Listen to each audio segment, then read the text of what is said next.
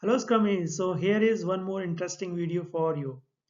So in this video we are going to share with you HSBC Scrum Master interview questions along with detailed answers. So these questions are shared by one of our viewer from London, UK. And friends, a small request, please turn on caption for this video for better understanding. And in comment section, please let me know the name of the company you want to see next. I will check in my connections and will prepare interview questions on same. So please do comment. And also don't forget to hit like. Your one like is a big motivation for me. So friends, let's start with the questions. So the question is, you are leading a 3-month duration project at the end of the calendar year, and that has legal obligation to finish by 1st of Jan. And this schedule is very aggressive with higher odds that this particular project is going to miss the deadline, and the team is between 12 to 15 full-time FTEs. So since the schedule is very tight and holidays and vacations that occur at the end of the year, it's a threat, it's a risk to the project. So how you will approach scheduling a team during this time? A team is made up of contractors, sellers, and internal employee assigned to this particular project. So that's the question. Let's check out the answer. So as a Scrum Master, always ask right set of questions. So for example, why is this feature important? Make a personal judgment about it and discuss it out. So what if we don't deliver this particular feature? Who is impacted?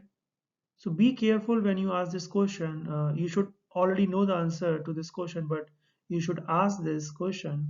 State what you believe and tell them how important you think about this particular feature. So if you ask like what is the priority of this feature and complain about lack of time resources to complete the work, I can bet you will get a response that high priority. So the smarter question to ask is, what feature do you want us to complete first? So talk about sequencing instead of priority. They have to tell you what is important to them, and this always does the trick. So similarly, you should always ask about question with respect to schedule. So will this feature be used 10 days after the release? If the probability is low, can I live with this defect and deliver a patch after the main release?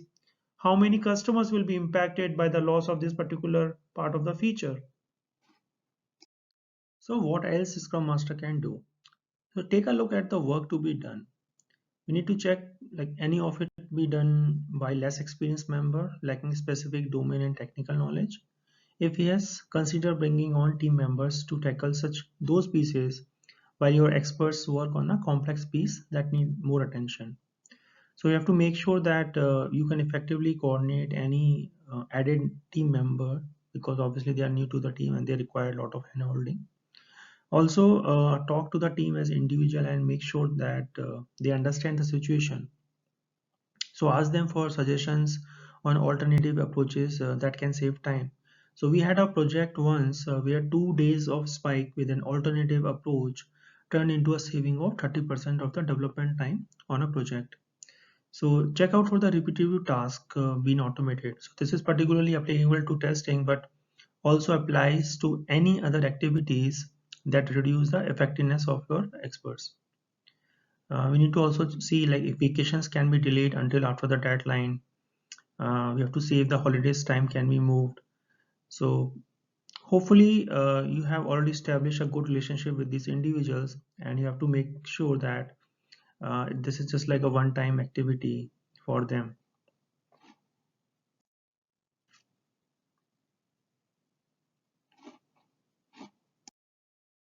So the next question is,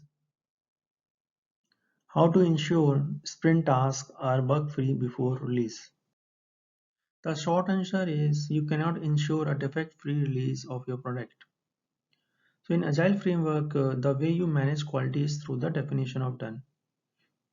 This is the formal definition of all the quality gates that a potential shippable increment must pass through to be considered done at the end of a sprint.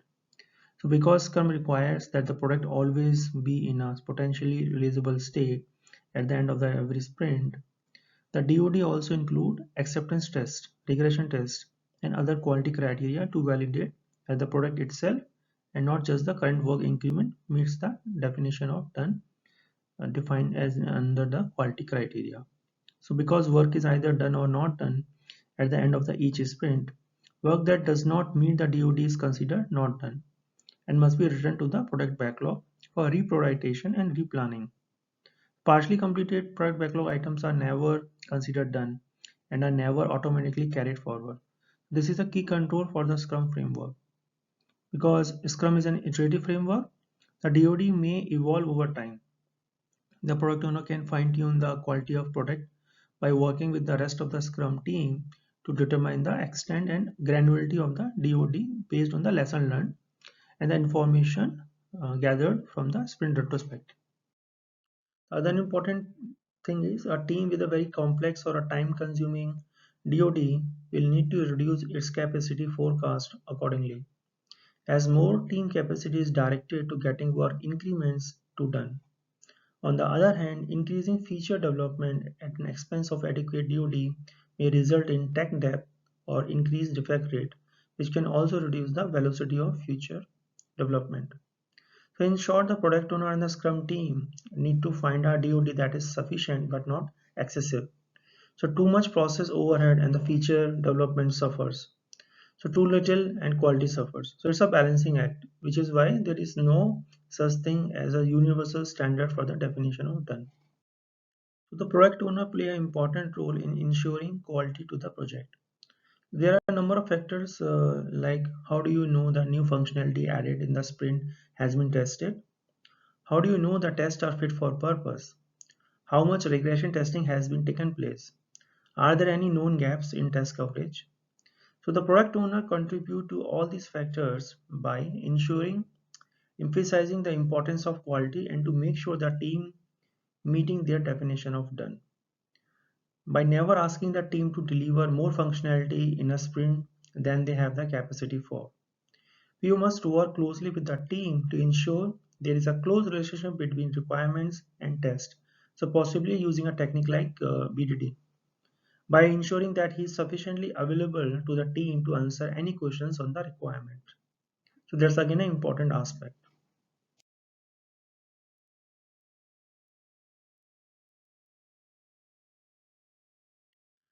Okay, so next question is, as a Scrum Master, what is the correct approach for dealing with team members who take longer than the rest of the team to complete their task? So in this case, we are using Kanban and we are targeting between 5 to 7 days every cycle time. So what you will do as a Scrum Master? First of all, faster is not always better. So one of the engineers I have worked with finishes his stories extremely fast, way faster than the rest of the team. But then he is often used quick and dirty shortcuts, and the tester explicitly gave any user stories from this engineer pay extra attention. He produced different bugs than the rest of the engineers, more difficult to find, but more often with a lot of impact. So if there is enough trust in the team, discuss the difference in speed with the whole team and ask them what factors they see that can explain the difference. Some possibilities include personal factor, for example, motivation, drive, skills, and the knowledge, amount of distraction, or the different views on quality, scope, or definition of done. So try to pair the faster engineer with the slower one, and in general, encourage cooperation. So both of them can learn from working together. Other thing is like if you want to bring your cycle time down, look for where the work is piling up. So then work to remove that bottleneck. So of course the work has to be visible enough first, right? So for that a simple to do doing done board is not going to be helpful. So you need to model the actual workflow in order to spot the bottleneck. So for example, backlog, ready, in progress, review, QA, ready to deploy, done is likely the workflow. So if the things are piling up in QA, take some devs help. If things need reviewed faster, figure out how to make that happen. Do deployment take hours? Then automate them. The other lever you have to pull is the WIP limit. So reduce your WIP limit and average cycle time will should fall automatically. And the most important thing is the team member must leave enough slack in the schedule so that they can improve, they can work on the challenges. It does not help to identify a bottleneck if no one feels that they have no time to address it. Okay, so the next question is, when there is a team which is truly diversified team, such as designer, artist, and programmers working on multi-dimensional user story, how we should write user story to make them independent. So for example, as a user, I want to easy to use UI for searching result. So that story require design to make the UI easy to use, and it require artists to make it beautiful. But also it has to be programmed to actually work. So it cannot be done one after another. So for example, if an artist concepts the UI by herself, it might not be usable as the UI designer wanted. And it might not even be implementable by the programmer. So far, it has been done by the subtasking the stories to feature all these disciplines and what each discipline needs to do before it is done. But it is easily left hanging if one discipline is blocked from the completing. So for example, someone is on leave or getting ill, right? So if making stories independent is not possible, how should cross-sectional functional stories to be handled? That's the question. How we have to handle a cross-functional, cross-sectional user stories. There's simply no way around this. So teams cannot do their individual work inside a vacuum. Also, user stories should describe features and should be developed in a vertical slices, not a horizontal. So for example, your UI designer should not complete the UI design before discussing the design with UX or a web developer and your DBAs. So multidisciplinary teams need to be working together constantly to ensure the right product is being built and the right product is being built correctly. Further, each team member should value and understand what feedback loops are and why they are important. So in general, it is suggested to base user stories on the user's functional problem. So having a design is actually a non-functional requirement, and in this case, a usability, and is represents as a constraint that is attached to the user story. So the whole user story, in an ideal case, user stories are layered independently, meaning they are not solely based on the front end or the back end, but represent a whole feature. So going through all the architectural layers, if you have features or user stories that are too big, you do not separate them by architectural layer, but using other criteria. So there are various techniques depending on the user stories. For example, compound versus complex. If you need to explore the UI and UX, you could introduce something like design spikes, which are used one or several sprints before the user story is going to be implemented. So generally spikes are used for functional or technical exploration, but this concept could also be work for the design. The other thing is UI UX prototype. So this is another approach. You actually build bigger prototypes for new features and explore UI and UX concerns together with the user. This created prototype is then used as a requirements base and guide the actual implementation. Okay, so the next question is, we have several user stories that have spilled over into a multiple sprints. Some of them are fairly large and complex, requiring very high level of understanding of what we want and the granular steps on how to arrive there. The team has been given them higher points but have not been able to really allot any efforts given the unknowns. So we have reviewed the user stories and could possibly slice them somewhat, but some of them really are just huge unknown.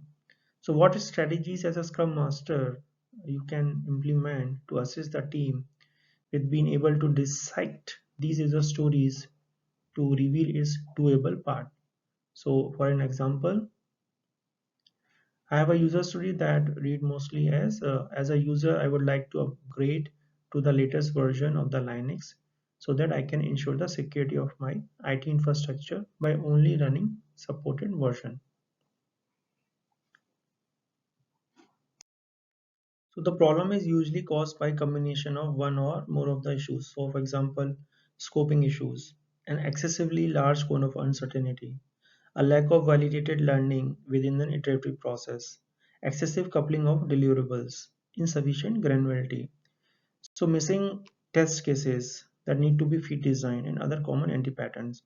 So I will highlight three common approaches to making these problems more manageable. Firstly, backlog items should never automatically carry over from sprint to sprint. Incomplete work items should always be returned to the product backlog to be reprioritized, re-estimated, and when necessary, reworked. Secondly, if this is incomplete story is not putting your sprint goal at risk or preventing the team from achieving the goal, it's worth questioning. So the value of a backlog item that is not tied to the sprint goal, whether your overall process is delivering value if sprint goals are being continually missed. So the answer to this question will help you to determine how important it actually is to fix the story or whether you need to fix your process in that place. Third important thing is after reviewing your process and this particular story within your sprint retrospective, consider whether you can discard this story altogether, whether this story can be rewritten to meet invest criteria, whether this story or its decomposed replacement should be reprioritized so that it can be pulled into a sprint where it actually relevant to the sprint goal, whether you need to design some story spikes to reduce the cone of uncertainty around the planning or implementation of this story. So how to fix your planning process to better respect the boundaries of the time box of the each sprint. How to select product backlog items that align with the cohesive sprint goal for each sprint. Whether your stories are being designed around a test first approach to the definition of done. If not, feed that fact back into your planning process tool.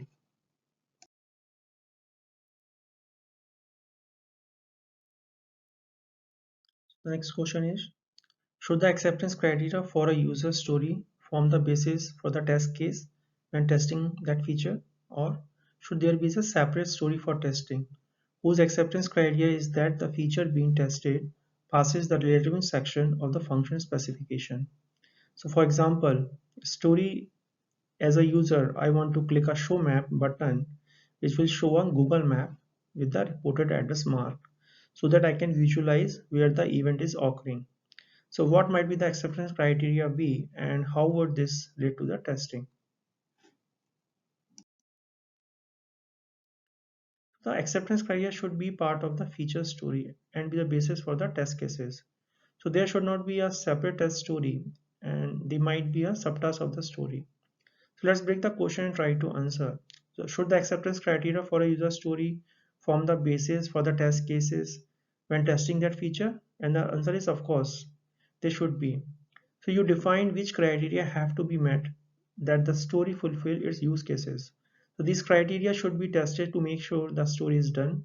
This means you have to implement different kind of tests. So, for example, unit tests, regression tests, etc. The Scrum Guide is really clear about that when defining the term done. So each increment is thoroughly tested, ensuring that all the increments work together. So meaning that the story is complete when all the tasks are done, including testing. So no extra story or even an extra team for that. So let's see the example. Modify your story example by removing implementation details. There should be only be customer need described. So the click part has been moved to the acceptance criteria. So now the story looks like, as a user, I want to be able to display a map with the reported address mark so that I can visualize where the event is occurring. And the acceptance criteria is there is a button show map to open the map view. The reported address is marked on the map. If there is no address mark, the button is disabled. So these criteria should now be tested. Now you can also try to think about the sunshine scenario and the common errors. Don't forget to add the edge cases. So you have some kind of user test where a teammate click through the app and click the show map, and make sure that Google Map API is able to understand your address format or your test what is happening if the Google Map is down. Furthermore, you have to some kind of unit test that might test what happens when the address field is empty. So you can think about a lot of scenarios over here. The next question is, you are working on a web development project and you take responsibility for managing the work that the developers in our company do for our client. So we are using Jira for the task management. Agile methodology suggests using Epic for user stories that can be decomposed into smaller ones.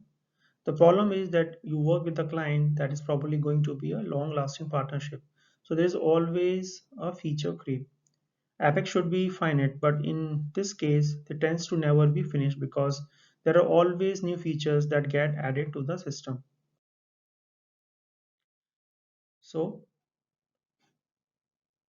the example of Epic is, as a user, I must be able to finish the list and filter contracts. The other example is, as a user, I must be able to edit contracts so that. Let's check the probable answer. Whenever possible, think of Epic as a placeholder for more detailed product backlog items, not as a evergreen stories.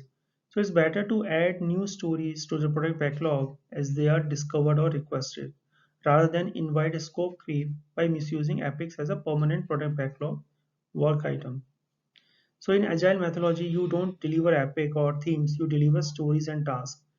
In Scrum, you should always be working in well-defined iterations where the work is small enough to fit into a single sprint. So when you have an epic like, as a user, I must be able to list and filter contract so that, so it is not really an actionable since it meets exactly none of the invest criteria. So in place of that, you should be using your backlog refinement and sprint planning event to decompose specific features into discrete user stories.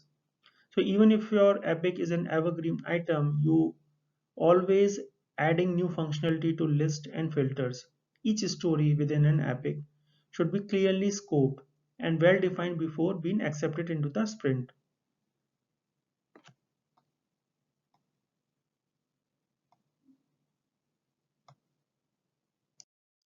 For example, during backlog refinement, you might look at some recent requests related to your epic and add a story like, as a user, I want to list all non-expired contracts by expiration date so that I can see which one are about to expire, or as a user, I want to filter out all expired contracts from the to-do list so that I can only see contracts that are still valid.